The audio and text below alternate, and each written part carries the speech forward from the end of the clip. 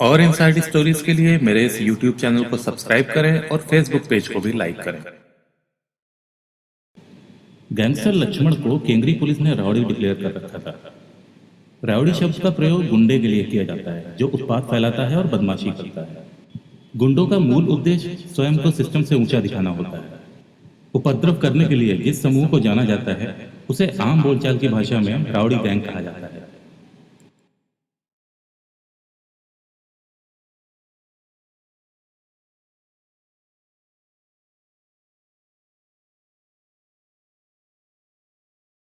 बेंगलोर 7 मार्च 2019। Police का कहना है कि राउडी लक्ष्मण उस समय अपनी कार से कहीं जा रहा था जब दो बदमाशों ने पहले उसके ऊपर लाल मिर्च का पाउडर डाला, फिर उसकी चाकू घोंपकर हत्या कर दी।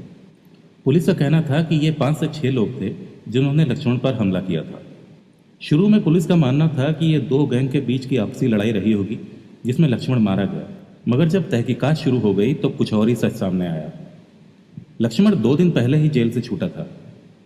2 दिन पहले सीसीबी ने उसके घर पर रेड की थी और कुछ संदिग्ध डॉक्यूमेंट्स और कैश जब्त किया था। लक्ष्मण और उसका भाई रामा दोनों ही गैंगस्टर रहे हैं।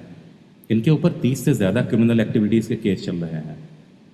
करीब 10 दिन तक चली इस इन्वेस्टिगेशन में आखिरकार पुलिस ने न सिर्फ उन 5 हत्यारों को पकड़ा बल्कि इस वारदात की मास्टरमाइंड को भी अरेस्ट किया, जिसके बारे में जानने के बाद हर कोई हैरान था, क्योंकि वो थी लंदन के कैम्ब्रिज यूनिवर्सिटी की मास्टर इन साइकोलॉजी की छात्रा वार्शिनी हरीश जेडीएस लीडर संजीव अप्पा उर्फ मूटे हरीश की बेटी थी, जो कि लक्ष्मण की पड़ोसी थी।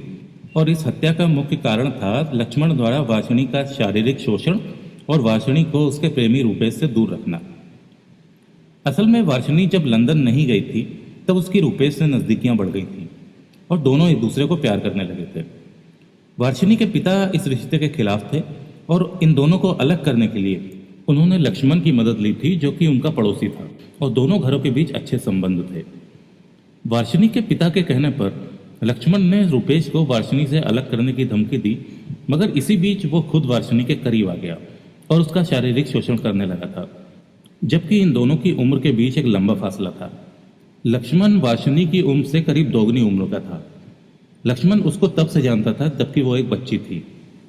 लक्ष्मण ने इन दोनों को अलग करने के लिए ही वार्शिनी को लंदन भेज दिया था। वो उससे फोन से कांटेक्ट में रहता था और लाखों रुपए उसे भेजता रहता था।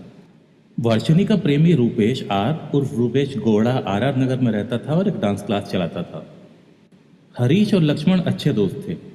माना जाता है कि लक्ष्मण की कई बेनामी प्रॉपर्टीज हरीश संभालता था। चूंकि दोनों के घर आसपास ही थे, दोनों तरफ के लोगों का आपस में आना जाना लगा रहता था। लक्ष्मण वार्शिनी के लगातार संपर्क में रहता था और उसको जो भी पसंद होता था वो उसको ला कर देता था। कहानी में नया मोड़ तब आया जब कुछ साल पहले वार्शिनी ने रुपेश की डांस क्लास ज्वाइन की और फिर दोनों के बीच प्यार शुरू हो गया। दोनों को ये पता था कि जब तक लक्ष्मण है इन दोनों की शादी नहीं हो सकती, सो आखिरकार दोनों ने लक्ष्मण को खत्म करने का प्लान बना डाला। वार्शिनी ने सुपारी किलर हायर करने के लिए रुपेश के अकाउंट में 1 लाख से ज़्यादा रुपए ट्रांसफर किए थे। लक्ष्मण के अलावा इलाके के दूसरी गैंग का सरगना था राजा उर्फ कैट राजा, जो कि एक अरसे से लक्ष्मण को खत्म करना चाहता था, क्योंकि लक्ष्मण ने उसके साथी कृष्णमूर्ति उर्फ मच्चा को मारा था। रुपेश ने इसी कैट राजा से संपर्क किया और उसको लक्ष्मण को मारने की सुपारी दी। लक्ष्मण को फंसाने के लिए वार्शिनी ने उसको बोला कि 7 मार्च को वो बेंगलोर आ रही है और उन दोनों के लिए वो होटल रूम बुक कर ले। 7 मार्च को वार्शिनी ने लक्ष्मण को सुबह करीब 9 बजे व्हाट्सएप कॉल किया और होटल रूम के बारे में पूछा। लक्ष्मण ने उसको अपने सारे मूवमेंट के बारे में बता दिया। ये सारी जानकारी वार्शिनी ने रुपेश से शेयर कर दी और रुपेश ने यह सब कैट राजा की गैंग को बता दिया। 7 को जब लक्ष्मण महालक्ष्मी लेआउट के बेल अपार्टमेंट के सामने इस्कॉन टेम्पल के पास पहुंचा तो स्कॉर्पियो और इंडिका गाड़ी में पहुंचे कैट राजा के आदमियों ने उसे मौत के घाट उतार दिया और फरार हो गए। पुलिस ने सीसीटीवी फुटेजेस से तब ये कंफर्म कर लिया कि वारदात के पीछे कैट राजा की गैंग है, तो वो उसको अरेस्ट करने गई, मगर पुलिस के पहुंचने पर कैट राजा और उसकी गैंग ने पुलिस पर उल्टा हमला बोल दिया। दोनों पक्षों के बीच कुछ देर तक गोलीबारी चली, मगर फिर कैट राजा को अरेस्ट कर लिया गया।